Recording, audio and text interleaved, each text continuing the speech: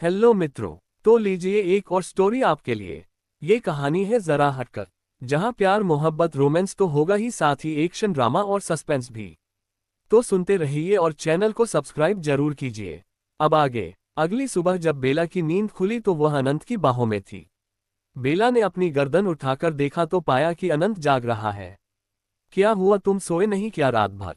बेला बोली, आपने पहली बार हमें खुद से चूमा था, इस खुशी में नींद ही नहीं आई। अनंत ने शरारत से कहा, तुम कितने झूठे हो यार। बेला बोली, लो अभी हमने क्या झूठ बोला। अनंत बोला, ये पहली बार नहीं है, दूसरी बार है। तुम भूल गए हो उस दिन जब तुम आए थे, जब मैं नहीं जानती थी कि तुम कौन हो। तब भी मैंने ही पहली बार तुम्हें किस किया था, समझे तुम? बेला ने कहा और उससे दूर जाने लगी। अनंत ने खींचकर उसे वापस अपने सीने से लगा लिया। हमें सब याद है, पर वह चूमना कोई चूमना नहीं था। बस आपने अपने लेबों से स्पर्श किया था, पर कल आपने हमें शिद्दत से चूमा था। अनंत बेला का चेहरा लाल हो गया। तुम न बहुत खराब हो, मुझे परेशान कर रहे हो। अभी उठो, हमें फिर जाना भी तो है। घर में सब इंतजार कर रहे होंगे। बेला बोली, हम बिल्कुल भी खराब नहीं है, समझिए आप। रात भर आप हमारे बेहद करीब रही, पर फिर भी हमने संयम रखा। और ये तो हमारा हक है आपको तंग करना। इस बार हम खुद को काफी काबू किए हुए हैं, क्योंकि आपने हमसे कहा था कि आपको पूरे रीति रिवाज के साथ शादी करनी है। हालांकि अब आप भी भेड़िया हो तो इन सब चीजों का कोई महत्व नहीं, पर फिर भी आपने हमसे कहा, इसलिए उस इच्छा का मान रखना हम अपना कर्तव्य समझते हैं। इसलिए अभी आपके साथ हम आगे तब तक नहीं बढ़ेंगे जब तक कि आपके कहे अनुसार हमारा विवाह नहीं हो जाता है। अनंत बोला तो बेला मुस्कुरा उठी। थैंक यू सो मच, तुम कितने क्यूट हो। तभी तो मैं तुम्हें इतना प्यार करती हूँ। बेला ने खुश होकर अनंत के गाल खींचते हुए कहा। और आप बहुत ज्यादा शैतान, और यह शैतानी इस बार कुछ ज्यादा ही है। नए जन्म के लिए क्या शैतानी की अलग से ट्रेनिंग लेकर आए हैं आप? अनंत ने कहा तो बेला ने तकिया उठाकर उसे मारना शुरू कर दिया, और उसी के साथ दोनों की खिलखिलाहट उस महल में गूंज उठी। थोड़ी देर में गुरु मासा से आज्ञा लेकर बरखा, वरुण, बेला और अनंत जंगल से शहर की तरफ निकल गए। आप बरखा वरुण के साथ जाइए, हम आते हैं 1-2 दिन में मम्मी पापा के साथ। अनंत बोला तो बेला वरुण बरखा के साथ निकल गई। अभिमान शेखावत का घर। अनामिका सोफे पर परेशान बैठी थी कि तभी अभिमान वहां आए। क्या हुआ, तुम इतनी परेशान क्यों हो? अभिमान बोले, परेशान नहीं होऊंगी तो क्या क्या करूं। 3 दिन हो गए हैं, अनंत का फोन नहीं लग रहा है और उससे बात नहीं हो पाई है। यहाँ तक कि मेहुल का भी कुछ अता पता नहीं है। ना जाने आजकल के लड़के क्या करते हैं। और आप हो कि कभी कुछ बताते ही नहीं। अनामिका बोली, बताया तो था तुमको कि अनंत बिजनेस मीटिंग के सिलसिले में बाहर गया है। आ जाएगा तो बात कर लेगा तुमसे। इतनी जल्दी भी क्यों परेशान हो जाती हैं? अभिमान बोले, परेशान नहीं होंगी क्या? आपको तो जैसे कुछ फर्क ही नहीं पड़ता, पर मेरी अगर उससे एक दिन भी बात नहीं होती तो बेचैन हो जाती हूँ, और इस बार 3 दिन हो गए हैं उससे बात नहीं हुई है, तो परेशान तो होंगी ना। ना आप नहीं समझ सकते एक माँ का दिल। अनामिका बोली, पर मैं तो समझता हूँ ना, अपनी माँ को भी और उनके दिल को भी। तभी अनंत की आवाज आई तो अनामिका के चेहरे पर मुस्कुराहट आ गई और वह तुरंत उठ खड़ी हुई। देखा दरवाजे पर अनंत खड़ा है। वो जल्दी से दौड़कर दरवाजे पर आए और अनंत को गले लगा लिया। माँ को तकलीफ देने में बहुत मजा आता है ना तुमको? न जाने कहाँ गायब हो जाते हो और फिर फोन भी नहीं लगता है। तुम जानते हो ना मुझे फिक्र होती है, फिर क्यों करते हो ऐसा? अनामिका बोली, सॉरी मम्मी, गलती हो गई, आगे से ध्यान रखूंगा और कभी भी ऐसा नहीं होगा कि मैं आपसे बात नहीं करूं। इस बार माफ कर दो अपने बेटे को। अनंत बोला, एक शर्त पर माफ करूंगी। अनामिका बोली, और वह शर्त क्या है? अनंत ने कहा, मुझे जल्दी से जल्दी बहू चाहिए। अनामिका ने कहा तो अनंत मुस्कुरा उठा। ठीक है, आपकी शर्त मंजूर है। अनंत बोला तो अनामिका चेहरे पर आश्चर्य आ गया। सच कह रहा है, मतलब तूने लड़की ढूंढ ली? अनामिका बोली, बिल्कुल ढूंढ ली है, और जल्दी ही आपको और पापा को लेकर हम जाने वाले हैं उसके घर में रिश्ते की बात करने। अनंत बोला, कौन है वह, क्या करती है, कहाँ रहती है, बताना मुझे। अनामिका बेज़ुबान होकर पूछने लगी। सब बताऊंगा मम्मी, थोड़ा सांस तो लेने दो। मेरे ऑफिस में ही काम करती है, बहुत अच्छी है, आपको बहुत पसंद आएगी। अनंत ने कहा, मेरे बेटे ने अगर किसी को पसंद किया है तो वह कोई आम लड़की तो नहीं होगी ना। कोई विशेष होगी तो पसंद क्यों नहीं आएगी, बस मुझे अब जल्दी से जल्दी उससे मिलना है। अनामिका बोली, बस मम्मी 1-2 दिन का तो टाइम दो, फिर हम चलते हैं ना मिलने के लिए। आनंद ने कहा और अभिमान को देखा। मम्मी से फुर्सत हो गई हो तो पापा के भी सीने को राहत दे दो। अभिमान बोले तो अनंत उनके गले लग गया।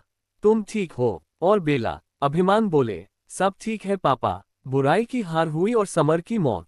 अनंत बोला, थैंक गॉड। अभिमान बोले, आप दोनों क्या खुसूर पुसूर कर रहे हो, मुझे भी बताओ। अनामिका बोली, कुछ नहीं मम्मी, बस बिजनेस की बातें।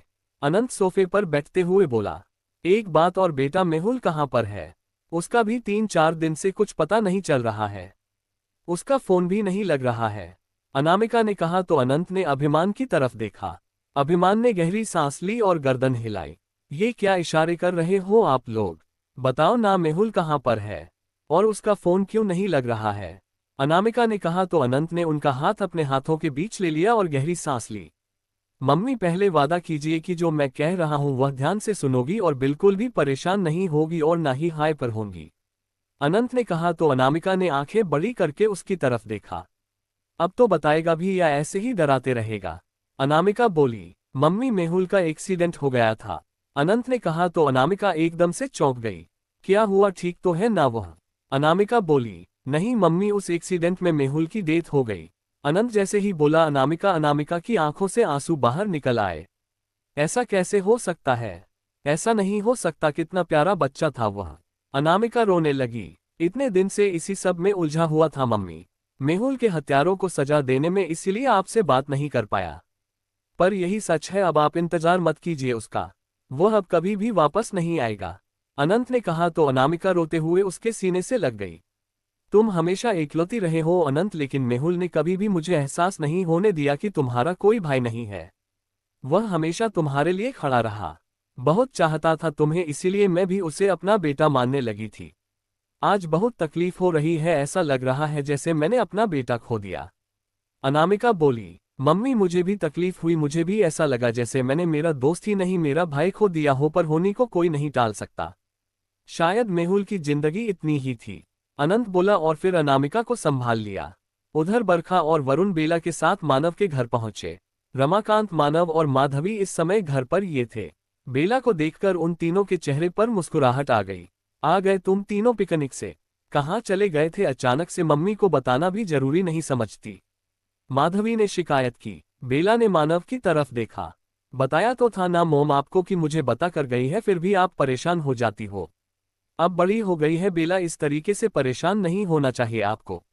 अब तो इसकी शादी का भी समय आ रहा है, मानव ने कहा तो रमाकांत और माधवी ने मानव की तरफ देखा। ये तुम कह रहे हो? माधवी बोली, हाँ तो मैं सही कह रहा हूं ना कि अब हमें बेला की शादी भी करनी होगी। कल को दूसरे घर जाएगी, अगर आप ऐसे ही उसके लिए परेशान होती रहेंगी तो कैसे चलेगा? मानव बोला, इतनी जल्दी शादी की क्या जरूरत है? रमाकांत बोले, डैड मॉम आप बैठिए, मुझे आपसे कुछ जरूरी बात करनी है। मानव बोला तो वह लोग बैठ गए। मैं आपको इसलिए पहले बताना जरूरी समझता हूं ताकि जब अनंत रिश्ता लेकर आए तो आपको एकदम से शौक ना लगे। मानव बोला, अभी ये अनंत कौन है? रमाकांत बोले, अनंत और बेला एक दूसरे को पसंद करते हैं, एक दूसरे को प्यार करते हैं और शादी करना चाहते हैं। मानव ने बताया, और यह सब कब हुआ? और हमें पता ही नहीं है कुछ भी।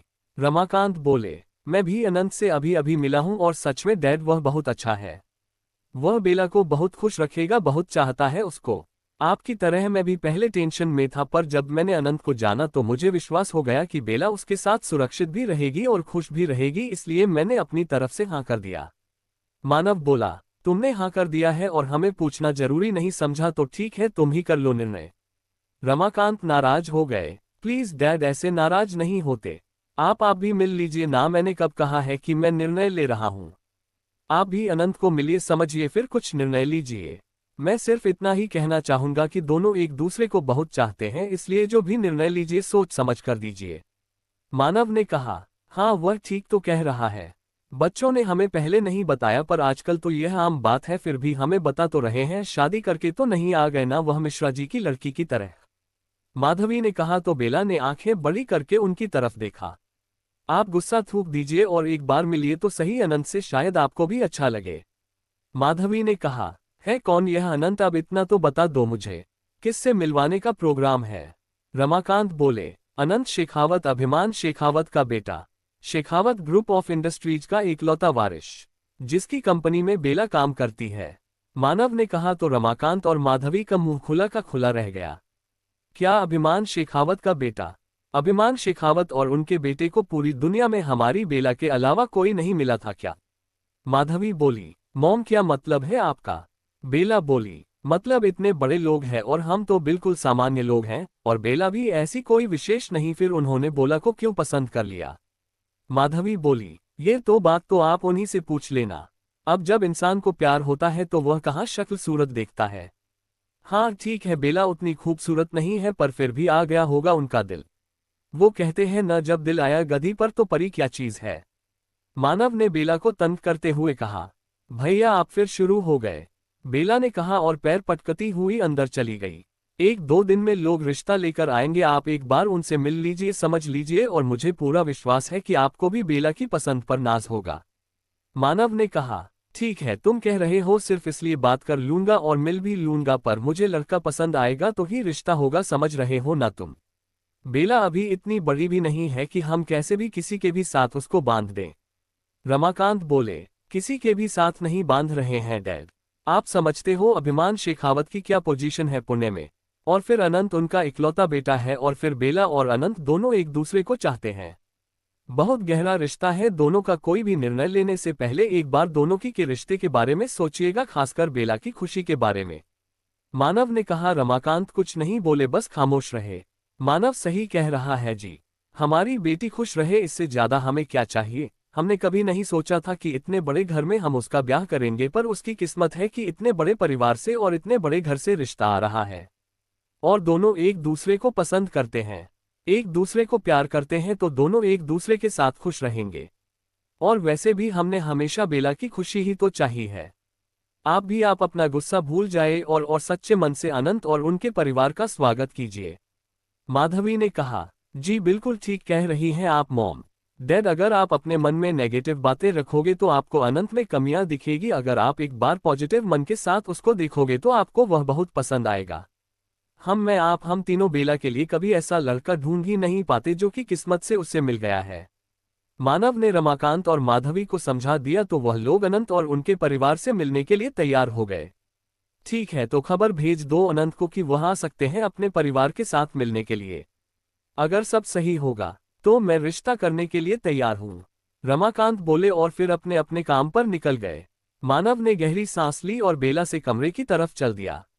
बेला दरवाजे पर खड़ी उन लोगों की बातें सुन रही थी। मानव के आते ही उसके गले लग गई। थैंक यू भैया, थैंक यू सो मच, आपने डैड और मॉम को समझा दिया। मुझे और अनंत को यही चिंता थी कि पता नहीं डैड और मॉम मानेंगे कि नहीं मानेंगे।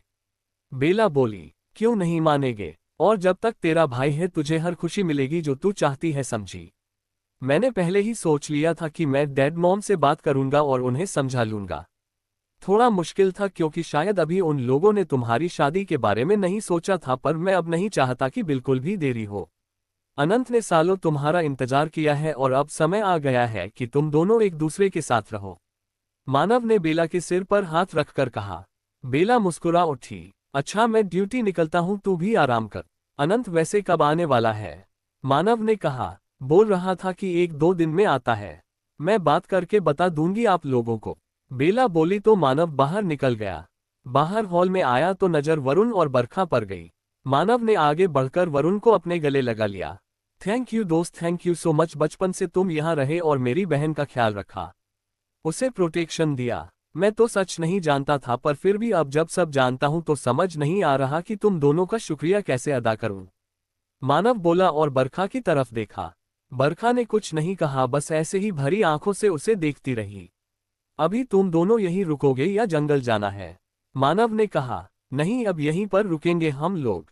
अब तो देवराज और महारानी बेला के विवाह के पश्चात ही जंगल जाना होगा। वरुण ने कहा। ठीक है, पर अकेले नहीं हो तुम लोग, हम सब हैं तुम्हारे साथ। यह मत सोचना कि रीमा आंटी नहीं है तो तुम्हारा घर नहीं है। तुम दोनों चाहो तो यहीं पर रह सकते हो हम लोगों के साथ। मानव बोला। नहीं, हम वही अपने घर में रहेंगे, बस मिलते रहेंगे तुमसे। वरुण बोला और बाहर निकल गया।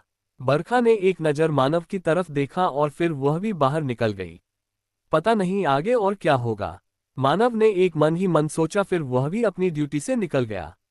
2 दिन बाद अभिमान और अनामिका अनंत के साथ बेला के घर रिश्ते की बात करने के लिए आ गए। रमाकांत, मानव और माधवी ने उनका दिल से स्वागत किया। अनामिका तो बेला को देखकर सच में ही मोहित हो गई और बेला का हाथ पकड़कर बैठ गई। मुझे तो विश्वास नहीं होता कि अनंत ने इतनी प्यारी बहू ढूंढी है मेरे लिए। मेरे तो भाग्य खुल गए। अनामिका खुश होकर बोली तो उनकी बात सुनकर बेला के साथ साथ माधवी भी मुस्कुरा उठी। अभिमान भी मानव और माधवी से बात कर रहे थे तो वहीं रमाकांत खामोशी से बैठे अनंत को देख रहे थे। कुछ देर बाद उठ खड़े हुए और अनंत की तरफ देखा। मेरे साथ आओ, तुमसे कुछ जरूरी बात करनी है, रमाकांत बोले और बाहर निकल गए। अनंत ने मानव और बेला की तरफ देखा तो मानव ने बाहर जाने का इशारा किया। अनंत ने गहरी सांस ली और रमाकांत के पीछे वह भी बाहर निकल गया। बेला ने बेचैनी से मानव को देखा। मानव ने आंखों से शांत रहने का इशारा किया तो बेला शांत होकर अनामिका और अभिमान से बातें करने लगी। अनंत बाहर आया तो देखा अभिमान गार्डन में एक पेड़ के पास खड़े हैं। अनंत उनके पास जाकर खड़ा हो गया। रमाकांत ने अनंत की तरफ देखा और फिर सामने देखने लग। कितना कमा लेते हो महीने का? रमाकांत बोले। जी, अनंत ने कहा। तुम्हारी पैतृक संपत्ति की बात नहीं कर रहा, तुम खुद कितना कमा लेते हो? रमाकांत बोले। एक जंगल के राजा और शेखावत इंडस्ट्री के मालिक से मासिक आय पूछ रहे हैं। अनंत जी, ये इश्क इतना भी आसान नहीं है। अनंत खुद से बोला। बोलो। रमाकांत बोले। जी, मैंने यूएस से एमबीए किया है। उसके बाद 1,20,000 पर मुझे प्लेसमेंट मिला था मुंबई की एक कंपनी में, जहां कुछ महीने काम किया। फिर पापा की मुंबई की कंपनी में भी एक कर्मचारी की तरह काम किया जहां मुझे 1.5 लाख सैलरी मिलती थी। फिर मैंने कंपनी मालिक की तरह ज्वाइन की। तो आप निश्चिंत रहिए, अगर पैतृक संपत्ति को छोड़ दे तब भी मैं 1.5 से 2 लाख महीना कमा लूंगा, जो कि एक इंसान के परिवार के लिए काफी होता है और बेला खुश रहेगी इतने में। अनंत बोला। रमाकांत मुस्कुराए। खाना बना लेते हो? जी, अनंत बोला। सीधा सवाल है, बेला को खाना बनाना नहीं आता। मानता हूं तुम्हारे घर में नौकर चाकर है, पर कभी नौकर छुट्टी पर हुए तो क्या तुम मेरी बच्ची को खाना खिला पाओगे? रमाकांत बोले। जी, सच कहूंगा मुझे खाना बनाना नहीं आता, लेकिन बेला को भूखा नहीं रहना होगा।